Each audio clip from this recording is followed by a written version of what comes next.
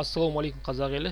Бүгінгі тақырыпта біз Малайзия мемлекеті, Малай елінің тілі туралы айтатын боламыз. Аты Малай болса да, өз еліне өзі қожа болып отырған Малай халқы 1957 жылы Британиядан тәуелсіздігін алғанда ел халқының 53%-ын ғана құраған екен. Қалғандары қытайлар мен үнділер болған. Оның үстіне малайлар ауылды жерлерде өмір сүрген, ауыл молдасынан ғана хат танып, Құранды ғана оқи алатын дәрежеде болған.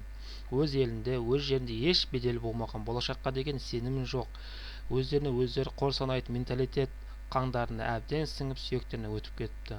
Ал елдің бүкіл капиталы, бизнес коды қытайлар мен үнділердің қолында болған. Олардың қалаларда шалқып өмір сүрген, ағылшынша, қытайша, хиндише сөйлеп, малай тілі жетімнің күйін кешкен екен. Тіпті Қытай мен үнді жастары малайларды ашықтан ашық қорлап, әжуалап мазақ етеді екен. Осылайша шыдамаған малай халқында 1969 жылы үлкен ұлтаралық қақтығыс болады. Ресми деректер бойынша 200 адам, ал бейресми ақпар бойынша 2000 астам қаза тауыпты. Осы оқиғадан сабақ алған Малайзия үкіметі батыл қадамдар жасаған. Барлық Қытай мен үнді мектептерін жауып тастаған, тек малай тілінде білім беретін жүйе қалыптастырған. Ағылшын тілінде барлық салаларды ығыстырып, ең алдымен өздері үкімет, парламент, сот сияқты барлық жүйе тек малай тіліне көшкен. Көп ұзамай бизнес пен өндірісті малай тіліне көшірген. Малайларға бизнес пен мемлекеттік қызметпен айналысуға көптеген жеңілдіктер жасаған.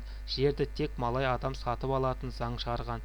Ауылдағы малайларды урбанизациялап, құлдық санадан арылуға бар күштерін салған. Қазір Малайзияда малай тілі 100% қолданылады. Малай халқы озық ойлы, жан-жақты сауатты, әлемдік бәсекелестікке еш қиналмай араласа алатын еркін ұлтқа айналды.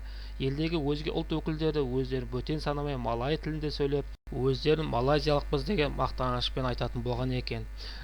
Бір күні Малайзияның бұрынғы премьер-министрі Махатхир Мохаммед бір жиналыста өзара ағылшынша сөйлеседі. Ұлты малай жас шенеуніктерге сендер басқа ұлтқа қалай үлгі болайын деп жүрсіңдер деп шүйліккен екен.